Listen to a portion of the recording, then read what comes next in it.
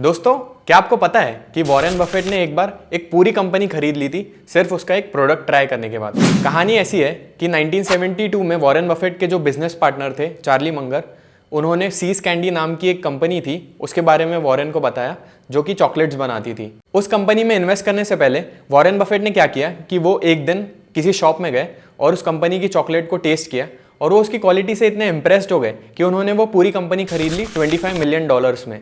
काफ़ी लोगों ने उस टाइम पे बोला था कि इन्होंने बहुत ज़्यादा पैसा दे दिया है उस कंपनी के लिए, लेकिन मज़े की बात यह है कि पिछले 40 सालों में उस कंपनी ने वॉरेन बफेट को $2 बिलियन से भी ज़्यादा कमा के दिए हैं। तो दोस्तों, हमें इस कहानी से ये सीख मिलती है कि it is far better to buy a wonderful company at a fair price than a fair company at a wonderful price. मतलब अगर कोई आपको बहुत बढ़िया कंपनी मिलती है जिसके लिए आपको एक्स्ट्रा अमाउंट देना पड़ रहा है थोड़ा, तो कोई दिक्कत की बात नहीं है क्योंकि वो लॉन्ग टर्म में हमेशा अच्छा रिटर्न देती है। आज के इस वीडियो में हम ऐसे ही 5 गोल्डन रूल्स के बारे में सीखेंगे वॉरेन बफेट की लाइफ से, जो कि आपको एक सक्सेसफुल इन्वेस्टर बनने में मदद करेंगे। मेरा नाम है अनमोल और आप सबका स्वागत है स्टॉइक वेल्थ की यूट्यूब चैनल पे, जहाँ पे हम लोग आपके लिए फाइनेंस को आसान बनाते हैं। वॉरेन बफेट की एक बहुत फेमस लाइन है, rule number 1 never lose money, rule number 2 never forget rule number 1। इसका मतलब ये नहीं है कि आप स्टॉक मार्केट में पैसा लूज नहीं करेंगे। इसका मतलब ये है कि जब भी आप किसी कंपनी में इन्वेस्ट करें तो आपकी पहली प्रायोरिटी अपने कैपिटल यानी पैसों को बचाने की होनी चाहिए। बहुत लोग क्या होते हैं, स्टॉक मार्केट को एक सट्टा बाजार की तरह देखते हैं और वो बहुत ही ज़्यादा रिस्क ले लेते हैं, जिसकी वजह से वो काफ़ी लॉसेस में चले जाते हैं और वो स्टॉक मार्केट को छोड़ के चले जाते हैं। तो हमें ये नहीं करना है। हमारी पहली प्रायोरिटी होनी चाहिए कि हमें अपना पैसा बचाना है और उसको सेफली ग्रो करना है, ना कि उस स्टॉक मार्केट को एक सट्टा बाजार की तरह देखना है। दूसरा रूल है बाय बिजनेसेस नॉट स्टॉक्स। तो इसका मतलब ये है कि जब भी आप किसी कंपनी में इन्वेस्ट करें तो आप उसको ऐसे देखें कि आप उस कंपनी का एक थोड़ा हिस्सा खरीद रहे हैं, ना कि एक स्टॉक को खरीद रहे हैं जो आप 5% बढ़ते ही निकाल लेंगे। फॉर एग्जाम्पल, जब भी आप कोई लैंड में इन्वेस्ट करते हैं तो आप रोज़ जाके उसकी प्राइस चेक नहीं करते कि वो कितना हो गया।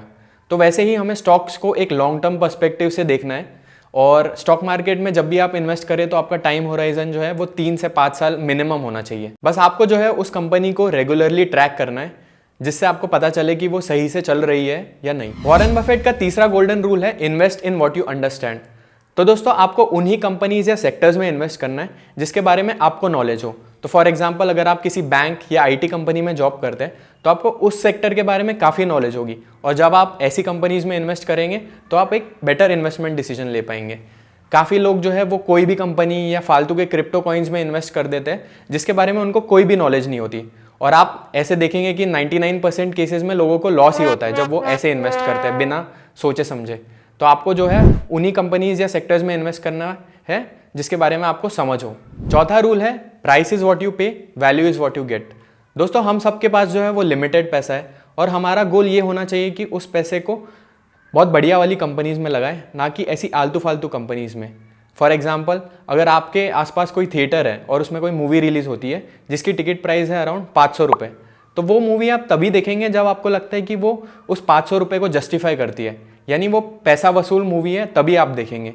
तो वही प्रिंसिपल हमें स्टॉक मार्केट में भी लगाना है और सही से इन्वेस्टिंग डिसीजंस लेना है। आखिरी और शायद सबसे इंपॉर्टेंट रूल जो स्टॉक मार्केट में आपको सबसे अलग बना सकता है, और अगर आप ये फॉलो कर लो तो आप स्टॉक मार्केट में बहुत पैसा कमा सकते हो, वो है be greedy when others are fearful and be fearful when others are greedy. लोग जो है वो स्टॉक मार्केट में हमेशा उल्टा करते हैं। जब स्टॉक मार्केट बढ़ रहा होता है तो वो शेयर्स को खरीदते हैं, और जब स्टॉक मार्केट गिर रहा होता है तो वो डर के शेयर्स को बेच देते हैं। हमें बस इसका उल्टा करना है। तो फॉर एग्जाम्पल, अगर आपके हिसाब से किसी कंपनी की वैल्यू 120 रुपये होनी चाहिए और वो 100 रुपये पे मिल रहा है आपको, तो वो आपको बिंदास खरीदना चाहिए, और वो गिर के अगर 80 रुपये भी हो गया तो आपको और खरीदना चाहिए, ना कि डर के उसको निकाल लेना चाहिए।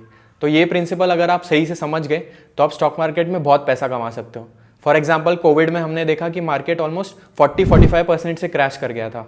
तो जिन भी लोगों ने हिम्मत करके उस टाइम पे स्टॉक मार्केट में पैसा लगाया, उन्होंने अगले 1-2 सालों में काफ़ी रिटर्न कमाया। तो दोस्तों, आई होप आपको इस वीडियो से एक बेटर इन्वेस्टर बनने में मदद मिलेगी।